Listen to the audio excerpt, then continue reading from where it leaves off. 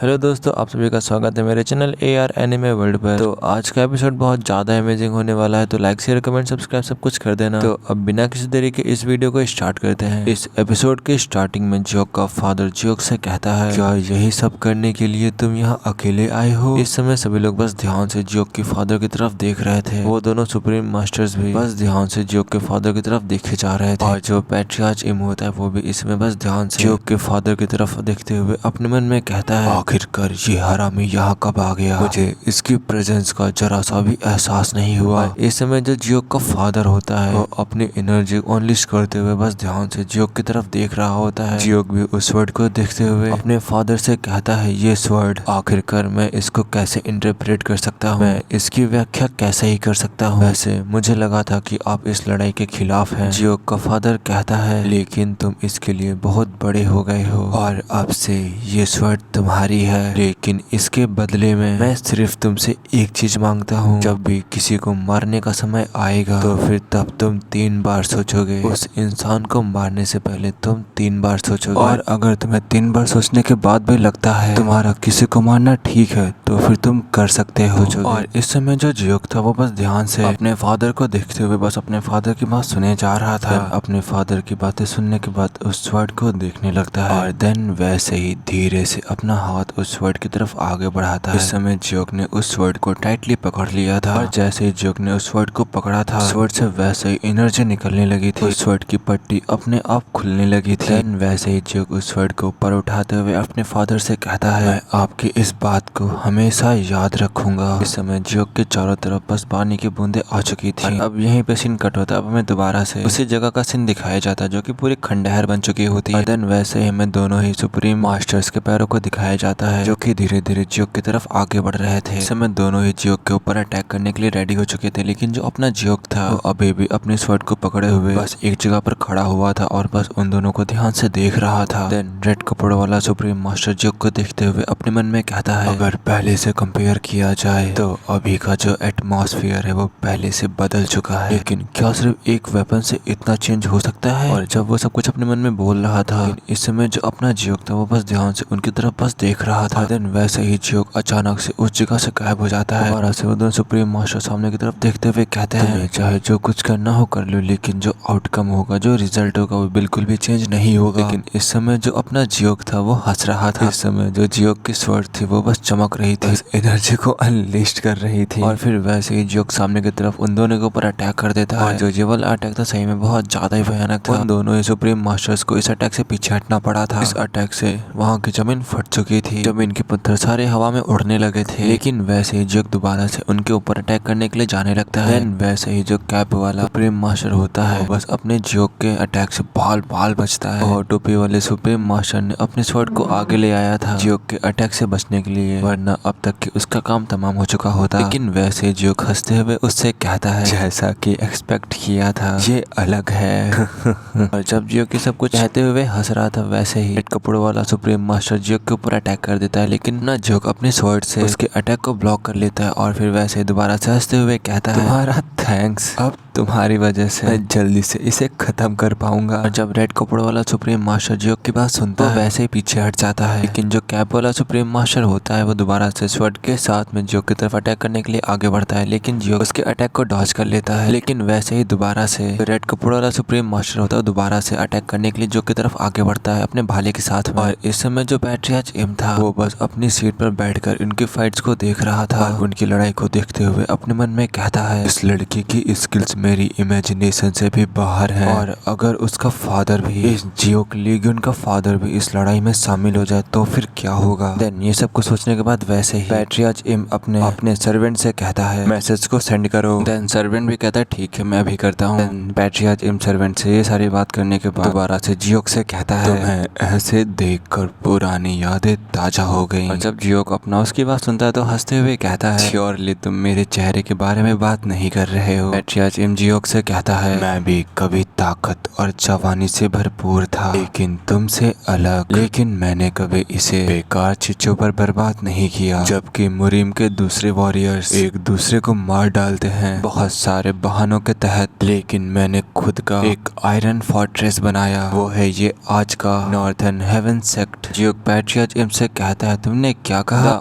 Iron fortress? तुमने iron fortress कहा?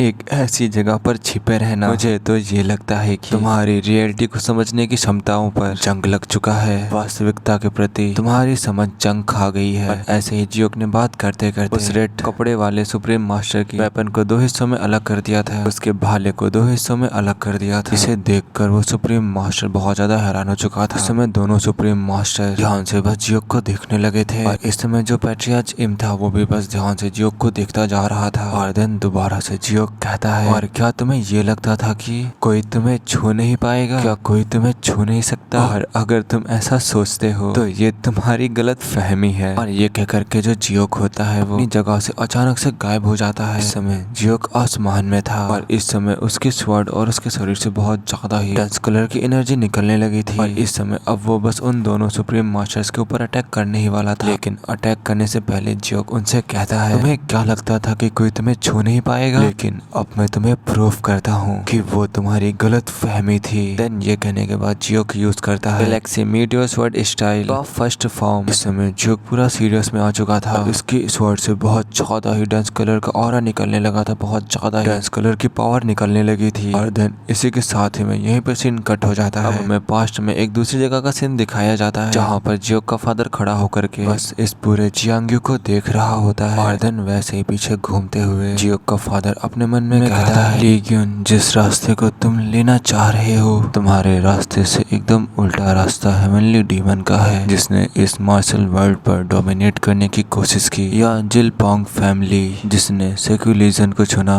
और हाँ, मैं तुम्हें यहाँ पर बता दूं, जो जिल पोंग फैमिली है वो जियोक के फादर की फैमिली है। तो वही जियोक का फादर कहता है, जिल पोंग फैमिली ने एकांत को चुना, या तुम्हारे माता पिता जिन्होंने जियांग्यू से मुंह मोड़ लिया। जो रास्ता तुमने लिया है ये रास्ता हम सभी लोगों से बिल्कुल अलग है। बेटे, मैं तुम्हें नहीं बता सकता अगर तुम्हारा जियांग्यू दूर भविष्य में सच होगा, लेकिन तुम अपने।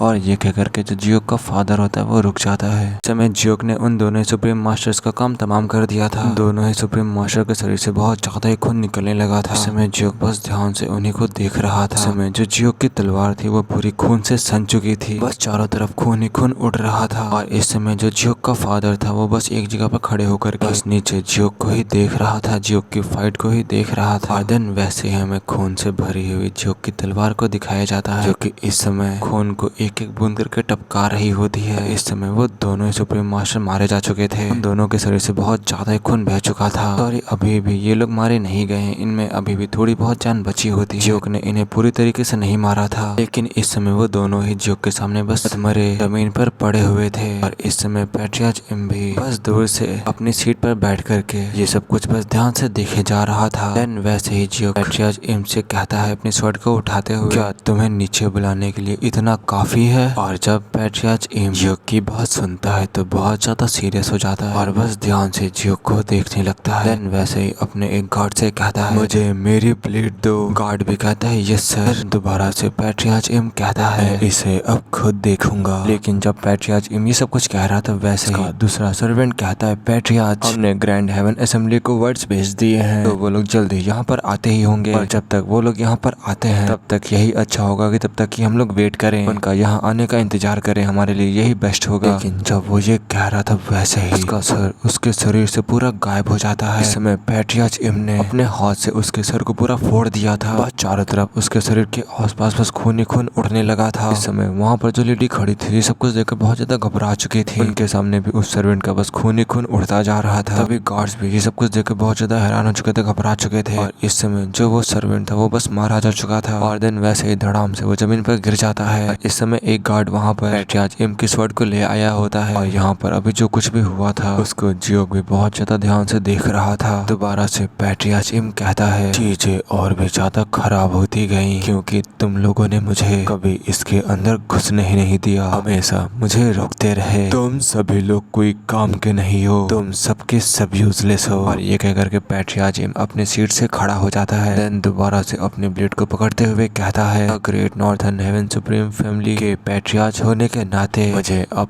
पर्सनली इसमें शामिल होना ही पड़ेगा और तुम भी यही चाहते थे ना, और फिर लो मैं ये तुम्हें देता हूँ। और ये कह करके जो पैट्रियार्च इम होता है अपनी एनर्जी को अपने ऑरे को अनलिस्ट करते हुए सीढ़ियों से उतरने लगता है, अपने जियोक लीगियन की तरफ बढ़ने लगता है अपने ब्लेड के साथ में। इस समय पैट्रियार्च इम उन सुप्रीम मास्टर्स के एकदम सामने खड़ा हुआ था। जब सुप्रीम मास्टर्स पैट्रियार्च इम को अपने पास आता हुआ देखते हैं तो वैसे ही कहते हैं, पैट्रियार्च हमें माफ कर दीजिए। लेकिन वैसे ही जो पैट्रियार्च इम होता है वो उस सुप्रीम मास्टर के सर को कुचल देता है। देन वैसे ही अपने ब्लेड का यूज करता है, अपनी इस वाली ब्लेड से अटैक कर देता है उस टोपी वाले सुप्रीम मास्टर की तरफ, जिससे कि उसकी बॉडी दो पार्ट्स में डिवाइड हो जाती है, दो पार्ट्स में कट जाती है और वो बस सिर्फ चिल्लाता ही रह जाता है। पैट्रियार्च अपने ब्लेड को आगे करते हुए कहता है, तूने अपने दुश्मन को जिंदा छोड़ दिया, क्या तू एरोगेंट बन रहा है या फिर तू बेवकूफ है जो तूने अपने दुश्मन की जान छोड़ दी, अपने दुश्मन को जिंदा ही छोड़ दिया। अपनी आंखों को बंद करते हुए कहता है, ऐसा कि तुम देख सकते हो मैंने इसके बारे में 3 बार सोचा। और जब पैट्रियार्च इम ये सुनता है वो भी बहुत ज्यादा स्पीड से आगे बढ़ते हुए जियोक से कहता है, और अगर ये मुझ पर भी अप्लाई हो तो। इस समय जो अपना जियोक था वो भी पैट्रियार्च इम के ऊपर अटैक करने के लिए आगे बढ़ चुका था। इस समय दोनों लोग एक दूसरे के आमने सामने आ चुके थे अपनी अपनी स्वर्ड्स के साथ में, और बस दोनों लोग एक दूसरे के ऊपर अटैक करने ही वाले थे। देन वैसे ही दोनों लोग अपनी अपने स्वर्ड को एक दूसरे के स्वर्ड से टकराते हैं, जिससे कि बहुत ज्यादा एनर्जी निकलने लगती है। वैसे ही जियोक पैट्रियार्च इम से कहता है, मैं तुम्हारे लिए कोई भी एक्सेप्शन नहीं बना रहा हूँ, हालांकि चलो इसे और शानदार बनाते हैं। और इस समय शायद दोनों लोगों ने ही एक दूसरे के ऊपर अटैक कर दिया था, दोनों ने ही शायद एक दूसरे के स्वर्ड से अपने अपने स्वर्ड्स को लड़ा दिया था। और इस समय दोनों के शरीर से बहुत ज्यादा ही डांस कलर का ऑरा एनर्जी निकलने लगी थी। और इसी के साथ ये वाला एपिसोड यहीं पे खत्म होता है। तो अब इसका जो नेक्स्ट चैप्टर है वो संडे को आएगा। तो बस लास्ट में इतना ही कहूंगा, जिन लोगों ने अभी तक भी इस चैनल को सब्सक्राइब नहीं किया है तो जल्दी से सब्सक्राइब कर लो। तो अब मिलते हैं इसके नेक्स्ट एपिसोड में, तब तक के लिए बाय बाय।